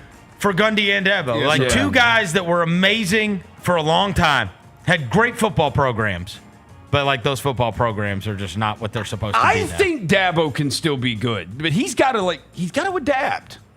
I bet there's a lot of like, what's Dabo done without his assistants? Exactly. Right. Oh, there could, yeah. Yeah, I mean, without Venables, without who's the guy, the Tony Elliott. Also, it's also a pride thing too. Like, created his own monster. Yeah, I'm Chad gonna do Morris. it my way, Rosie. Yeah. He's like, I'm gonna do it my way. Like, I don't care what y'all say. Transfer portal. He does not do it. I'm gonna do it Dabo's way. And now it's your demise, bro. Number 4, NFL impressed. All right. On the impressed, we got to go with the Browns beating the Packers. That is the most NFL thing ever, is the Browns beating the Packers and destroying. Do you know how many survivor pools that had to have demolished? Yeah. A lot of parlays got I broken mean, yesterday. you after don't that think from people the were Browns. just. I mean, if you're in a survivor pool, Packers over Browns was as easy as it gets, especially with the way the Packers had looked so far and the way the Browns had looked so far. Mm-hmm. And sure enough, they are able to complete the comeback and win 13-10 against the Green Bay Packers. Yeah. I mean, it's just like you get to these weeks, it's like everything you knew gets tossed on its head. Like the Packers have been as impressive as any team in the league. Any team in the league. And it takes the weird stuff happening, right? Because like it's always the weird stuff, like the block field goal, Yes. leading down. You know what I'm saying? All that kind of stuff that leads to Dude, my team lived this 2 years ago. The year we went to the Super Bowl, we were 5-0. Went and played at Cleveland, noon game. And it's like Nick Chubb. We freaking can't do anything. And that was like in the rain, and it was in right? a rainstorm. It Yeah, was yeah, in the yeah. rain, and they beat. But they beat us in a low scoring. Just like they wouldn't go away. Like they hung around. They hung around, and then finally it broke. Impressed. Look, Kevin O'Connell. It's now making me wonder, honestly. Like Carson Wentz is awful. And he plugs Carson Wentz in, and he's 14 for 20 for 200 or 173 yards and 2 touchdowns, and like just kind of runs it all. They win 48-10 in their game, and I'm like, if J.J. McCarthy doesn't come back, this guy might revive his ass like he did Sam Darnold. Hey. Like, can you just go and play for this? Like, I really do kind of feel like he's one of those guys that if you play for him, like. He can make it. He can make it work. And you know what? It's like just run the play I tell you to. Yeah. Right? Throw it. And throw it to Jefferson quite often. Yeah, and it helps too. You have freaking that quarterback on the Bengals side who couldn't do nothing because Isaiah Browning. Isaiah Rodgers made history. He was like the first player to have 3 different defensive touchdowns. He had a scoop and score, a pick six. Yeah. So yeah, and they were all like 60 plus yards. Yeah, like Jake Browning don't know what he's doing out there. Yeah, the Bengals were they laid down yesterday. Like it was like early, you could tell. Like they ain't interested in this. Jamar Chase like, bro, I don't see Burrow. They were not interested in playing. The Bucks win. It was almost an absolute disaster. Oh my gosh. With the Jets blocking the field goal and returning it, and Aaron Glenn running down the sideline was hilarious. And then Baker Mayfield again, like he is in that class of the guys that you're like, all right. And bro, we talked about this in the preseason. Egbuka is unbelievable. Bro, Yeah, he amazing, is. bro. Yeah, Like he is. Amazing. That one-handed catch, bro. He had the one-handed catch, and then he had the one with the game on the line that they needed on the sideline. Baker Mayfield was asked about it after the game and said which of the 2 Egbuka catches. And he said, I'll say the one on the sideline because the other one that he caught with one hand is disrespectful to my passes. Him only putting one hand up. Hey, he got it back in blood too. He said Baker was like a revenge game because they said that's the coach that benched him. Yep. The coach that cut him. So he was like, "Yo, I got to win this game because I don't really mess with him like that." Are you guys? They're fun.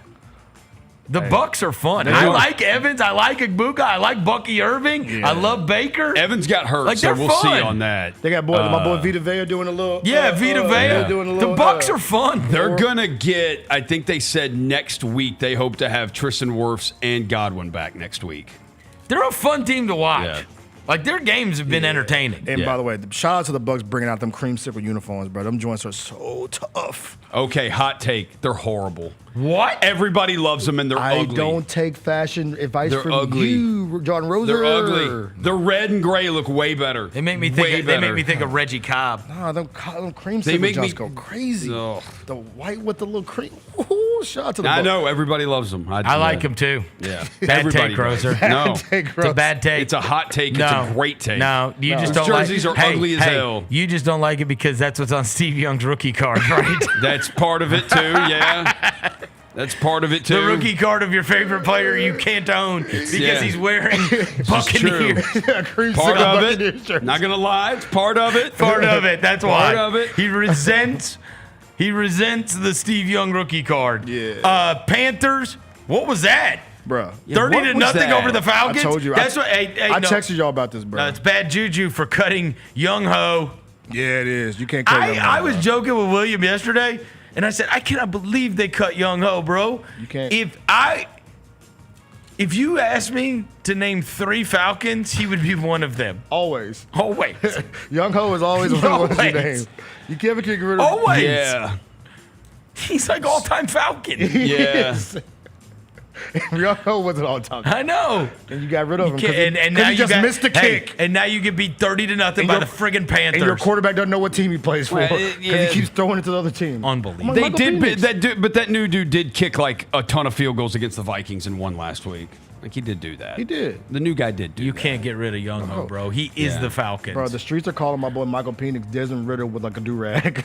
Bro, some of those were, what the hell, man? They called him Desmond Ritter with a do-rag. How do you have 0 against Carolina? That's impossible. He kept throwing it to the wrong team. It's impossible. After they beat the Vikings, and the Vikings are better than the Panthers, like way better than the Panthers, understand. and they just went into Minnesota on Sunday Makes night no and beat sense. them. Like, Makes it no makes sense. no sense at all. All right, and then the Seahawks being up 38-6 at halftime. Yeah.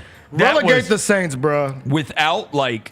Yeah, what is the point of the Saints? All right. What are they here for? What is the point? They're not... Roger's like, oh, they're better than what you think. They are. That was a... They're not. You told us they were better than we think after your team played a war with them, and they're down 38-6 at halftime. Okay. To Seattle. Which, by the way, we beat Seattle. So, okay. We beat them 38-6. We beat Seattle. We beat Seattle in Seattle. They had a running clock in the second half of the Seahawks and the Saints. Saints are not that bad. If you do go look at that game, dude, Sam Darnold, they were up. That's serious. They were up. No. They were up 35-3.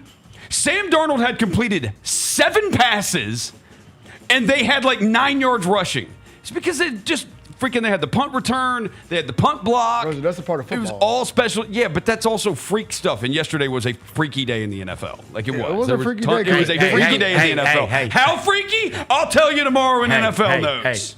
Whatever makes you feel better, bro. It does. It does. That team stinks. They're not that bad. Roger, though. they are They're bad. not that bad. 38-6. So what are they? 20. But I really, this isn't the time What to be are they? saying it because you know what they have to do next week? They go play at Buffalo next week. What are they? 21-6 bad? They're just not 38. Yeah, no. They're not. They're not right. 38-6 bad. I didn't say. What are they? I did not say they were What like. should have been the score, not bad, Roger? but they're not like. What should have been the score? That was like worst team history of the league bad yesterday, and they're not that. 38-6. And they're not that. At halftime. Yeah. Bro, it's a halftime, bro. Yeah. Come on, man. It's a Hey, don't tough you dare! one. Don't you gotta? What? Don't try to skip and try to put the Eagles on there. Put the Eagles on there, and don't forget about the Bears. Depressing is it's actually on depressing. What's on The depressing? Rams. For No, blowing the game. hold on. We're not done with impressed. What? We are not done with impressed. Hey, we for sure are. Oh, No, because we are not. no, the reason No. the reason we are is because on depressed, which is number 5, that includes the Cardinals letting the 49ers off the hook, the Rams letting the Eagles off Dude, the hook, man. In your secondary. the Titans. Bennett Doyle with the amazing stat today that their team has scored 36 points and 30 of them are from kickers. Do the Titans play the Saints this year? Bro, we need an ass Wait, off, bro. What was it? Wait, need a what battle did of you ass. just say? Yes. Bennett Doyle said that the Titans have scored 36 points this season and 30 of them have been their kicker. That's tough. Bro, that's nasty, bro. Maybe it's 37, so I guess it's a touchdown, right? Oh no, but 36 because that's an extra point. Tough time for my boy Campbell. We still with you, bro. We still with you. That's what he said. Do that? No. Oh, we do. Oh my gosh! It's the next to last game of the season. The battle of ass. Sunday, December 28th at Nissan Stadium. Titans Saints. Oh my God! Good tickets available. I'll be there. Good tickets available. Great good tickets available. All right, so obviously on D-Press, we got the Cardinals letting the 49ers off the hook This is completely. cap. We've This got is the cap. Rams No. getting their No. game-winning field goal block. No. And then I don't even know if there were any other games that got played this no, weekend. Hang on. The Dallas Cowboys Hang on. secondary What? getting cooked What? by Caleb Williams. Oh, no. I want to He say turned into prime Peyton Manning against the Dallas Cowboys. I want to say congratulations to the Dallas Cowboys defense because you did something that hasn't been done, that has not been done since 2023 against Stanford, and that was not sack Caleb Williams one time. That's because the only reason was because Jadeveon Clowney was sitting out after getting arrested for trespassing. Wait, y'all signed him and then he got arrested? Wait, dead ass? And he's also 45 years old. Yes, that's who I'm counting on to Jerry get Jones pressure on the. Did he think he was playing the South Carolina version of him? I don't know what he thought. Yeah, didn't he knock that Michigan guy's helmet off like 20 years ago? Yeah. Was it Mike Hart? Jerry Jones saw that highlight yesterday and was like, we need that guy. By the way, this is your team. This is your team, Vernon. Wait, there's a guy wide open in the end zone. Dude, hey, look. You can if you want to do the all 22, what you're going to see is everyone's open. Like your team averaged like 7 yards a play. How did you only score 14? Hey, let me tell you something. Everyone's open. You can literally throw it to anyone. After watching Russell Wilson last night, that more so than Caleb Williams, because at least I could check. Okay, A, we suck. B, Ben Johnson's like emptying the kitchen sink, right? Yeah. He's doing the friggin' reverses. He's doing flea flickers. Yeah. He's in his bag, right? Okay. That was obviously, and I texted you guys, I'm like, we are the absolute worst. This is the worst defense I've ever seen. And then that shows defense. Then, man, that's tough. Look, I want to do you know what was worse than watching the Bears and Caleb Williams go crazy against the Cowboys? You know what was worse? What? Was watching Russell Wilson last night and being like, what the hell? Yeah, oh my God, he couldn't do anything. 500 yards and 4 touchdowns and was like, that's how bad we are. Yeah.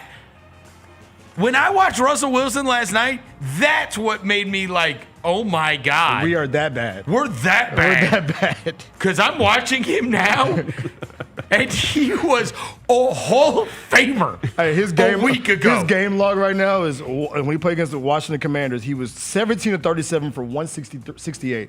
Played the Cowboys, 30 for 41 for 450 and 3 touchdowns last night, 18 for 32, 2 picks. By the way, we put CeeDee Lamb at running back and gave him a high ankle sprain. Our best player. And then George Pickens dropped the ball and tried to throw a temper tantrum. Oh, and then George Pickens, right. Is it time to have a conversation conversation matter of time. about your boy Trayvon, bro? Play the clip, Jalen. What do you mean? Like, dude. Play the clip, Jalen. Avoid Trayvon. No, he's told me for a while he's feast or famine. Hibachi. No, he stinks this year. Oh, he's been. Yeah, and they traded his best friend. Look, Hibachi. Oh my God. Oh, Micah was his best friend. No, yes. Roma Dunze. Hibachi. No, by the way, that's tough.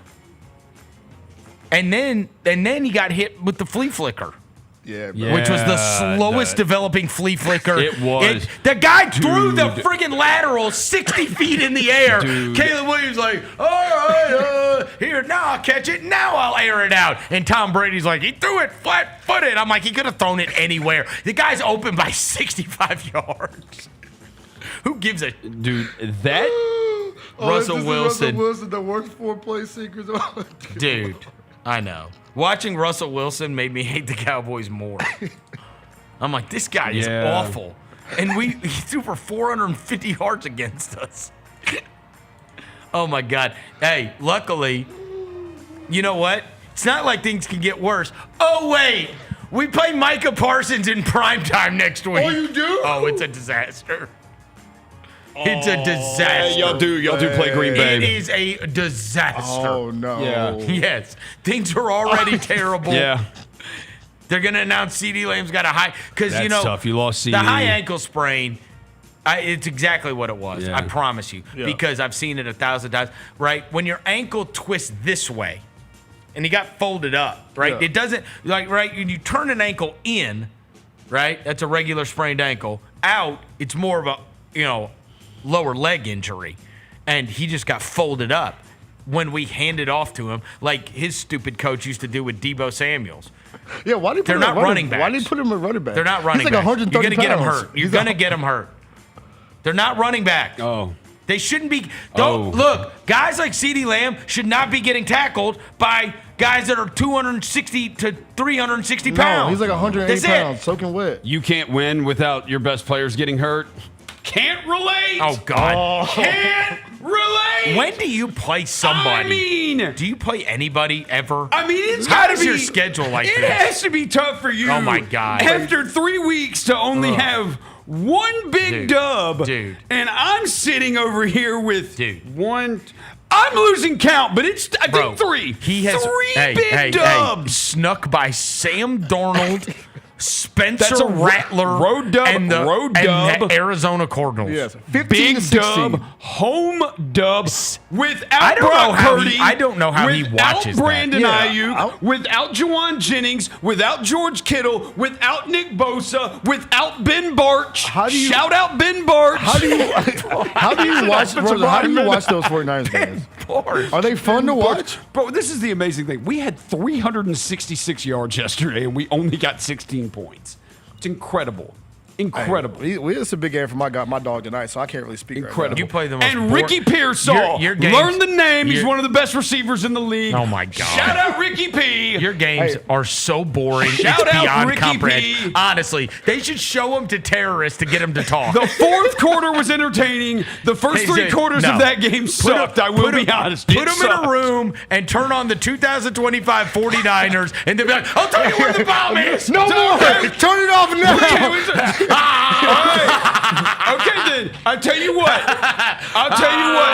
You can have the decision. Oh, my God. Roser, you can either watch a replay of the Cowboys game from yesterday or have to watch our game again. I'm not watching either of them. I've gotten a message. I'm not watching them either of them. I've gotten a message. It says, but my God. I know Darnell's probably shows talking. how unneeded Brock Purdy is. I know, dude. The guy you paid $1 billion. Not true. No, yesterday showed why they needed Purdy. Your team is truly unwatchable. Like, honestly, it's so bad. And they're 3-0. Yeah, you need friggin' Keep hating. Oh, no. We've got big dubs. Stop. You don't.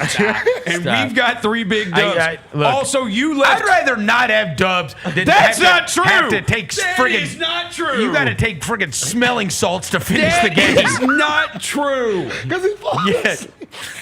The ending of that game was fantastic. Shout out Eddie Pinheiro. Shout out Eddie Pinheiro. Is that y'all's kicker? Yeah, we just signed him the like a only guy week that ago. scores. We just signed him like a week ago. Shout out Mac Jones, 4th and 2 to Ricky P over the my top. God. Beautiful ball. Gross. Beautiful ball. 49ers suck. Fred Warner, best defensive player in the league. Oh, God. Fred Warner, amazing yesterday. Shout out Upton Stout. Dude. Big third down stop. Upton Stout, rookie out of Western Kentucky. Shout out Michael Williams, rookie out of Georgia, starting on defense. Do something so he stops this. You Do know. something. Also, Do something. No. You left one off impressed. You left one off gotta go to impressed. break. No. This is not Niners. No, we have to. No, but you left one off No, impressed. wait, no, I didn't. No. Play it. Justin Herbert. Okay. Dude, Justin Herbert deserves love. What? Oh, I gotta give my guy This some was more freaking love? insane, man. What? There ain't many dudes who can make this throw. God. There are not many dudes that can make that throw right there, man. God, bro. How many dudes in the league can throw that ball? Like maybe, Josh Allen? Like 4, maybe three. maybe Allen and Mahomes. Allen and Mahomes could make that throw. Maybe 3. Yep. Bro, That's insane. Look, bro, hey, another week. That is one of the best throws. That is one of the no, greatest dead ass. throws All right, that ever. was worth. That was worth it. Hey, Yeah. I will say another week, Verno. Week 3 of me eating my Justin Herbert crow. I'm sorry, Justin. He's been awesome. Justin, you are amazing. Look, you got a girlfriend and you turned up. There you Salute go. to my guy. Yeah. There you go. Just took some time. All my Shout slander out back. Ben Barch. Stop shouting out random 49er players. All right, take a quick break. We'll come back with the last 5 after this. Chris Vernon Show. you want to be where you think the University of Memphis belongs, can you imagine what the next step is? I think we're ripe for success. And so what I don't want to do is make an intermediate move if it's not going to position us well. And so my job is to make sure when that opportunity presents itself and the circumstance is right, that Memphis is prepared 100% to take advantage of it. The Gary Parrish Show, live on weekdays at 10 a.m. on YouTube at Grind City Media and the official Grind City Media app. Catch us if you can at Southland Casino Hotel and win your share of up to $1.8 million in free play and prizes. Join us for drawings every Saturday in May, June, and July. Each month, over 900 winners will take home free play or drive off in a new car or motorcycle. Be there for all 6 grand finale drawings and try to catch us if you can, only at Southland Casino Hotel. Must be 21 up. Play responsibly. For help quitting, call 800-522-4700.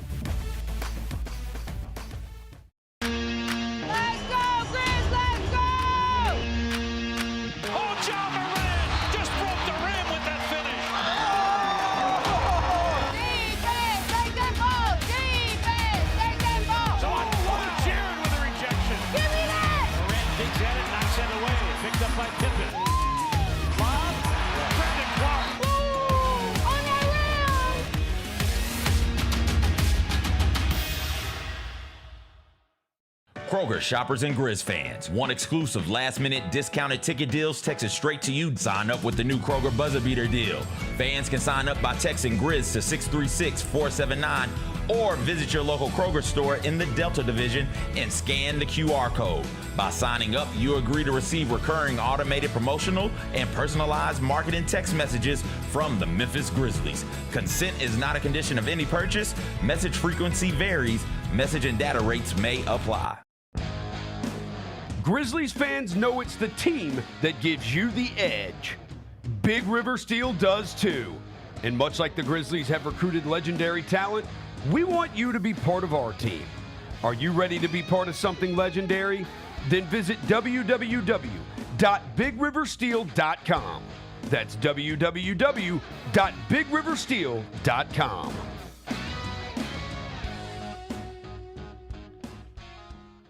Who do you go to learn still? Like, who are you looking to for inspiration? A couple years ago, I went and visited, even though he's younger than me, but we've got great admiration for one another. Went and visited Dan Lanning out at Oregon, right? A young head coach who's had some success. Mike Norvell may not have had the season he wanted in the past. We can still get on the phone and talk about things, right? Tune in to the Jessica Benson Show with CJ Hurt, live every weekday at 8 a.m. on YouTube at Grind City Media and the official Grind City Media app. Sonic Radio. Welcome back to Sonic RNDIO. That spells radio with me, the CIO. This just in, the new Sonic $1.99 menu lets you build a crave-worthy meal for just $1.99 an item. Whether that's a creamy shake, crispy tots, or a quarter-pound double cheeseburger. This just out. Ostriches. They're mean, not very cute, and in my opinion, way too big for a bird. Don't miss the Sonic Fun 99 menu. 5 items, always $1.99. Live free, eat Sonic. Tax not included. See menu for details.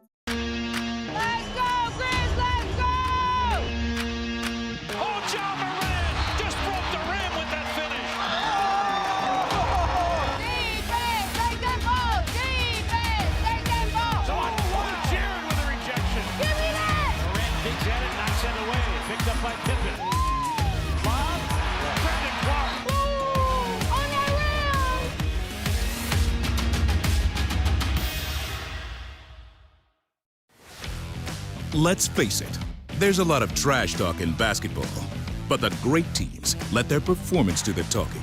Like Ford F-150 with Pro Power on board, a class-exclusive industry-first feature that turns your truck into a mobile generator and leaves the competition speechless. Ford F-150, official truck of the Grizzlies. Greatness starts here at your Mid-South Ford dealer. Class is full-size pickups under 8,500 pounds, GVWR.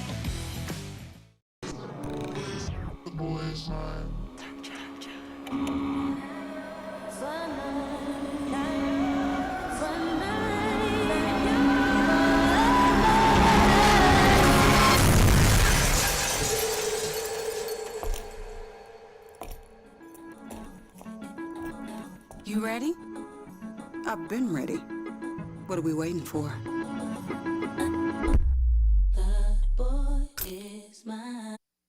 Welcome back to the Chris Vernon Show on YouTube at Grind City Media and the official Grind City Media app. Now, back to your host, Chris Vernon.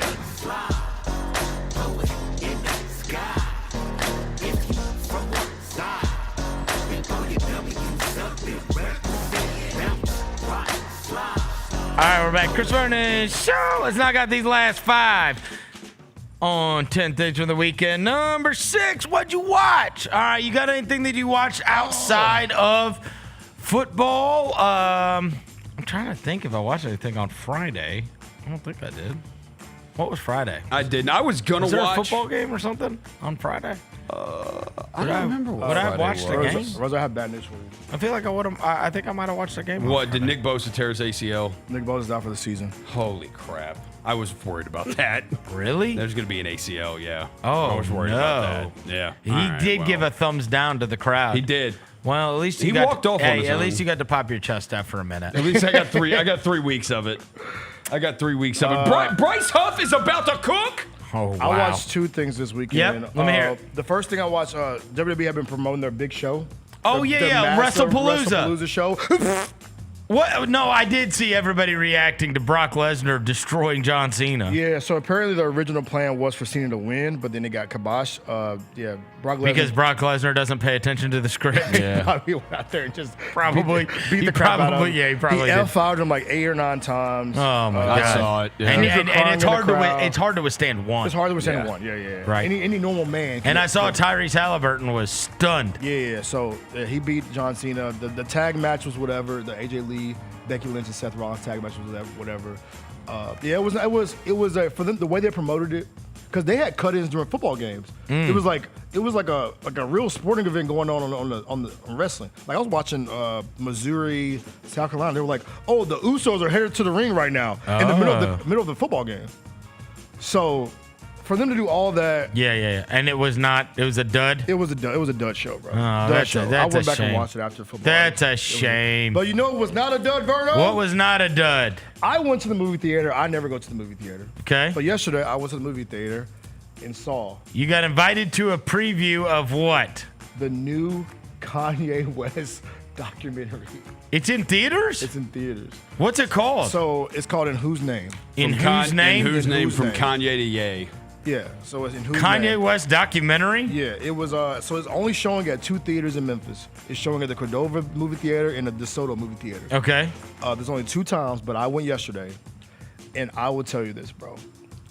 As somebody who's like the Kanye antics we've seen recently, I watched this documentary. It was like there's apparently the guy who put it together has like a bunch of like footage from the last like 25 years of Kanye. Okay. As I watched that documentary and watch it really like flow out, because it's not a Kanye Puff piece. The Kanye Puff piece was on Netflix, I believe. Yeah. There was the good and bad of Kanye. There's scenes of him going off on Kim K, him going off on the Like cameras- The cameras have everything. Him throwing tantrums with the Jenners. Oh, him wow. going off on other people, like really spazzing. How much music's in it? What do you mean, like him like actually playing music? Yeah, or like creating music. Yeah, a lot of that too. A lot? A lot of him, like the creation of like certain songs of like, there's like certain little studio times where he has where like, that's when he made that record. There was one instance though, he's in the studio with Pharrell. And Pharrell, this is 2017, in the studio with Pharrell. And they're having a real life brother conversation. And Pharrell warns him like, bro, I know you got stuff going on, but like, be cool about like, he's like, bro, you're becoming too big of a, your ego's starting to get way too big, and Kanye's just like, yeah, whatever, kind of shrugged him off. I fast forward to now, and I'm like, yo, Pharrell warned this dude. Everything that Pharrell told him in that studio session came to life.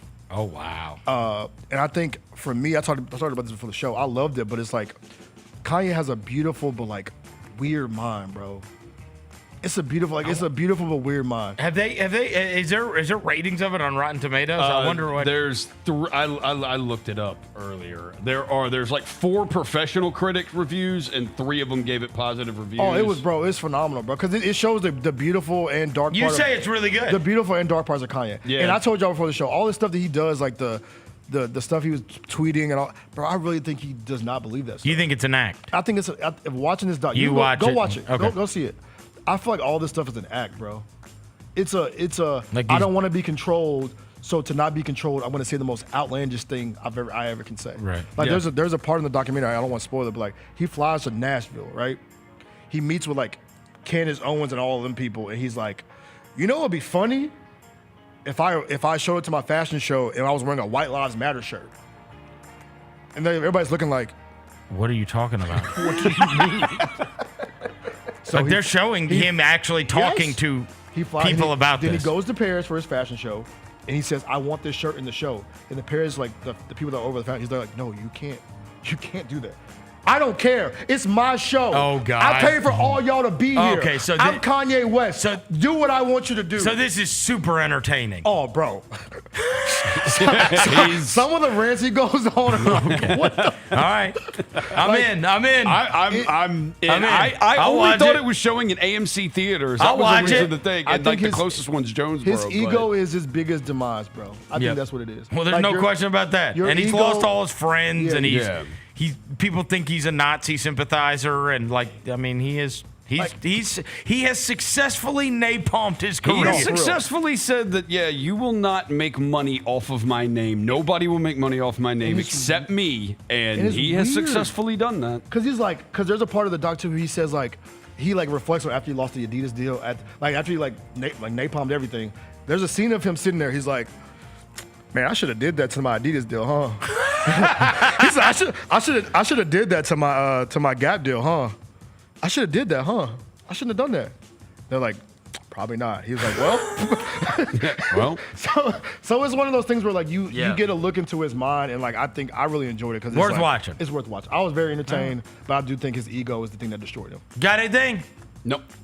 I was gonna watch the new Superman finally hit HBO Max. I was gonna watch it, but I didn't get around to it. William really liked it. He went to the Yeah. theater and saw it. Superman? And they say the dog steals the show. Crypto. Yeah.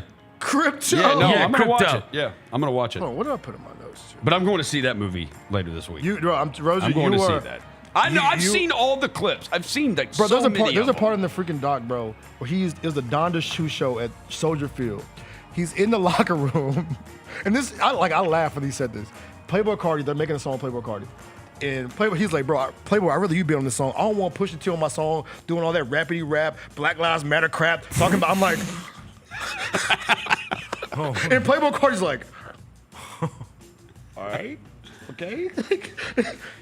It's just entertaining. He is He's like a reality show. He is a force. He's a force, yes. As you said before the show, Chris, he is a true one of one. Yeah, I will mention that I did not, and all I ended up watching was football all weekend. But I did MC a Mike Miller Foundation Youth Athletics Foundation event last night. They were having their golf tournament today. It's actually going on right now while we're doing the show. But Mike Miller and his wife Jennifer have been so involved in different charities over the course of the last several years. They've raised over $8 million. And at one point, were named on Parade's magazine's like top 20 most charitable celebrities. Mike Miller does an amazing job raising money for charities. And so, anyways, went out to the event last night and helped MC. I got to do, for the first time in my life, 1,000, do I have 1,100, do I have 1,100, do I have 1,200, do I have 1,300? Oh, yeah. You got to do that? I love that. Yeah. Auctioneer. Yeah, I got to do it. Oh, we snap. raised over 50 grand. Ooh, big time. Big. That's awesome. It was big. Yeah. Hey, guess who helped me auction off? First, Penny. Okay. So you got courtside seats to the Baylor game. Okay. And a personalized Penny Hardaway Memphis State jersey. Okay, that's cool. tough. Super cool. That's tough. That's cool. It How was much that go super for? cool. Probably, I think it was 3 or 4, three grand maybe. And then, but that was super awesome. And I talked to Penny about like his team and everything. Like we did like a quick like Q&A beforehand. And I one of the things I do remember is I asked him about what one of the things he's most excited about. Yeah. He said, we've got really good continuity this year as opposed to in terms of getting guys on campus, that most of his team has been around since June. Okay. And so they've been able to get a lot of reps together. He said the other thing that excites me, and I did not realize this, this is what he said, and I'll take him at his word. He said, we have I've got 4 7-footers this year. I was like, Oh. what? We got 4 footers. That's what he said. That's what he said. Why you got so many footers? I don't know. He said he gonna play 2-3 zone, bro. He said he had 4 7-footers. You gonna play 2-3 zone? Just stand there. Yeah. And I know they really like Doug, the kid from Kansas State, and obviously Sincere Parker. But Yeah, Sama Majak, Aaron Bradshaw. we got 4 7-footers. I guess they count Theonero Salah. And then whoever they just signed, right? Arab. I don't know. Yeah. A-Rob. So that's 4, yeah. That's 4 footers. See, you got 4 7-footers. Okay, So you okay. told me. Yeah. Yeah, so we just Anyway. gonna play 2-3 zone. And then, so really are. that was the first item we auctioned off. Second item we auctioned off was my guy Jalen Wells came up. Okay. By the way, hair's blown out. Yeah. Talk to Jalen. He is feels great, been healthy. A lot of the things you keep hearing from everybody, which is unbelievable summer participation by these guys, have spent a lot of time together. I asked him about Coward, and he was like, it was really funny. He was like, number 1, he is an absolutely awesome guy. Number 2, I am so jealous of the length of his arms and the size of his hands. He goes, he holds his hands up to mine, and it like swallows it completely. He was like, this guy is a freak. Bro. He's like, I think he can like tie his shoes without bending down. Okay, what did he say about him actually playing basketball, though? Huh? What did he say about him playing basketball? Hey, he did throw the first pitch at the Rivers game, Verno. And it looked pretty the good. The shoulder did the rotation. Yeah. It looked pretty good. He said, I'm 100% clear for basketball movements. Yep. He said, the Wolves are out, Roser. Wells have been unleashed. Hey, all right. Hey, Wells was also super positive about Tumas.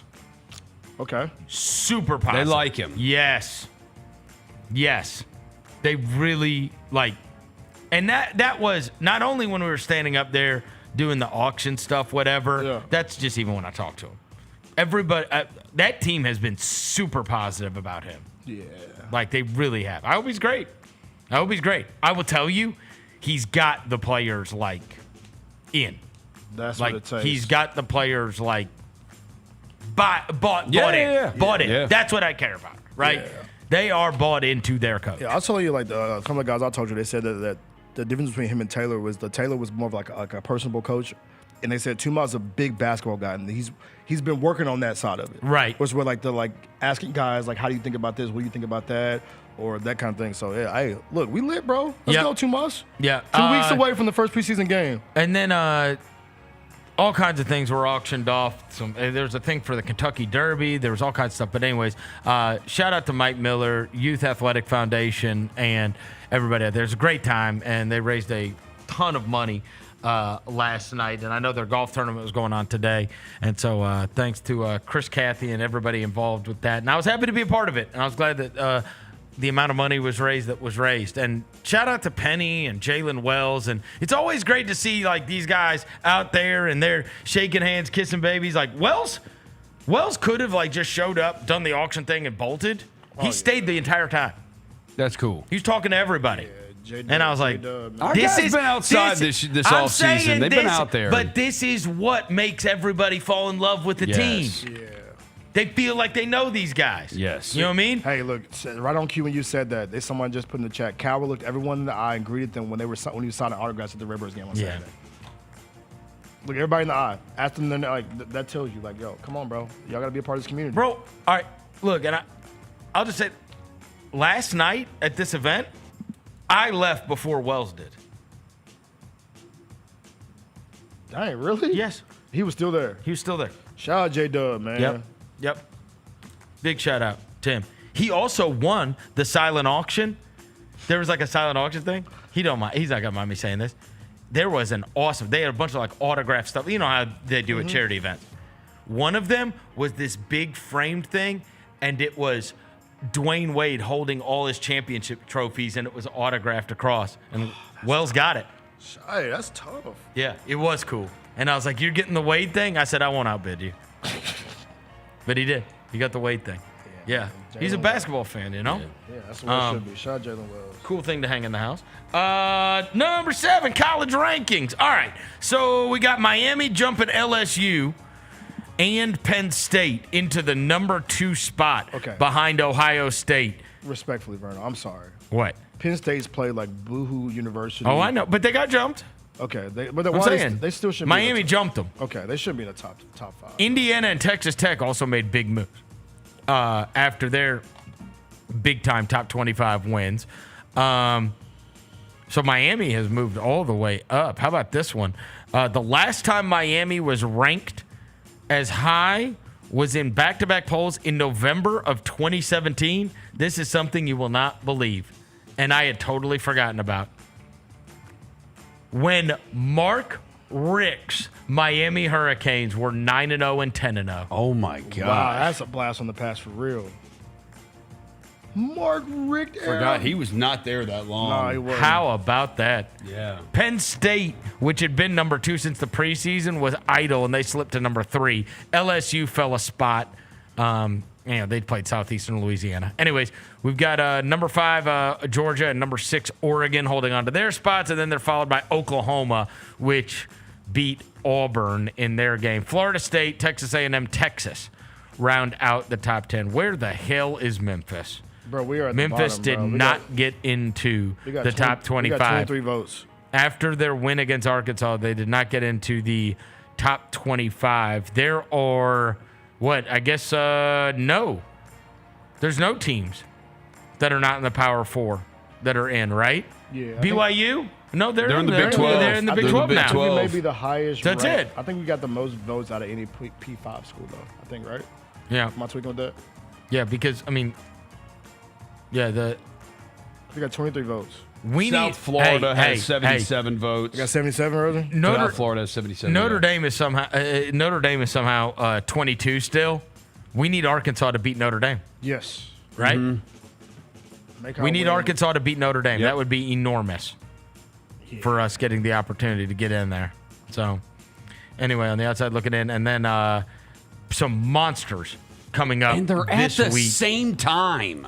All these games at the same time? The two biggest ones are. I'll say Friday night, a little bit of a trap for Florida State, Virginia. Yeah, it's at Virginia, and the Miami game's not too far ahead. Then we have, but we've got a bunch. That Notre Dame Arkansas game is at 11 a.m. Yeah, which is coming up this weekend. 2:30 Ole Miss LSU. Banger. 2:30 Auburn Texas A&M. Banger. 3:15 is Tennessee Mississippi State. And then at nighttime, we're going to have Oregon, Penn State, and Bama, Georgia. They're both at 6:30. Double screen that bad boy. Both at 6:30. I mean, some big time games. Yeah, that's when I found out Penn State's actually good or not this week. It's a whiteout in a Happy Valley. Yep. Number 8. Oh, Rosa, you're going to love this one. Cal Raleigh hit his 58th home run. Yes, last week I talked about how he had set the catcher record, beating Javi Lopez's, and also that he was then on his way to breaking the Mariners record held by Ken Griffey Jr., of course. This guy's on a tear. There's still baseball left. I just went and looked up who has hit 58. Just 58. If it just ended today. Yeah. Bonds, McGuire, Sosa, McGuire, Sosa, Judge hit 62. Yeah. Maris, obviously 61. Babe Ruth 60. Babe Ruth 59. Giancarlo Stanton 59. Oh, wow. And then here's the 58s. This is crazy when you hear something.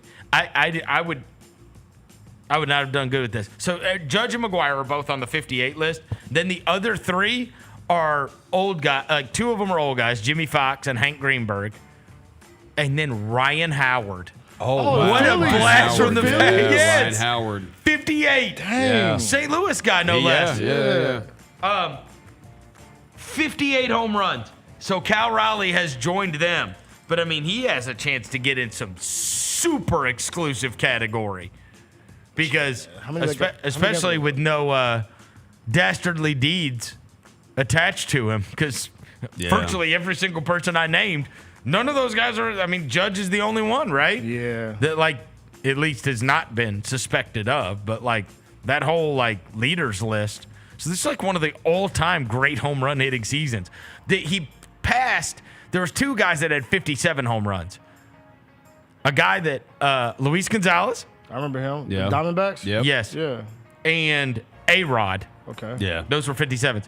So I don't know if you remember this, but about 2 years ago, the first time I ever went to Arizona, I went and my wife and I went to this restaurant, and like it had like real good scenery in the background, and we took these pictures, and I was like, oh my God, my hair is out of control. Like it was like, I mean, it was one of those where you see the picture, it's like, dude, you need a haircut. Yeah.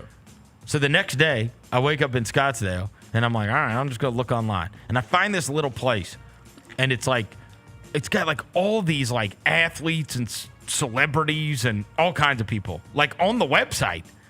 But the guy charges like a flat rate for haircuts, and it's really weird.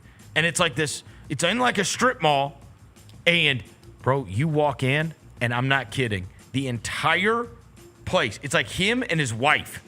And I can't remember the guy's name, but everybody's like, hey, when they walk in. Everybody knows him. Imagine my dream. You walk in from the floor all the way to the ceiling. Every wall is shelves with bobbleheads. Yeah. All lined up, all over. And then sports memorabilia, like everywhere in the place. And I'm like, so I sit down like in the waiting room or whatever. And there's like a little boy, his parents are like waiting there for him, and there's a little boy getting his hair cut, whatever. And then this other guy, like, then they like go to the register, they pay, and they're walking by, and it's just me and an old dude, like older guy sitting next to me, like middle-aged guy, sitting next to me at this haircut place. And so I'm like, the little kid's walking out, and the dad sees the guy next to me, and he's like, hey, he's like, can we take a picture with you? And I was like, what in the world? And they stand up, and the guy goes, it's not every day that you get to take a picture of the guy whose name's on the sign on the door. And I look up, and there is a sign in the barbershop that says Luis Gonzalez Boulevard. Bro, I have been sitting next to Luis Gonzalez for 20 minutes and had no idea. None. I was like, what? Hey, man. What? Diamondback legend. Yeah, and it was in some weird, it was like this like barbershop in a strip mall. You could probably find it online. It's like in Scottsdale, Arizona. It's a barbershop. And like if you go to the website, the funniest thing is there's celebrities all over the walls. Yeah. But like because I guess all the athletes when they come to town go to this guy. Yeah. But funniest is like there's all kinds of people with like out hair, like Charles Barkley and John McCain, and I know it is funny. Taking photos of people. It's funny as hell. But there's pictures with him and like everybody, Mike Trout, like you name it. So I guess it's one of those like this guy has just had this deal where the athletes come in town, and then they probably just say, hey, if you need a haircut, go over and see this guy. He's like an older guy, and he's got a place in this strip mall. It doesn't say like, you don't remember the name of it? No, I want to say the guy's name was Phil or something, but I can't remember. Who's next barbershop? Who's next barbershop? There's Scottsdale barbershop. Best pros in town. Barbershops in Scottsdale. Headquarters.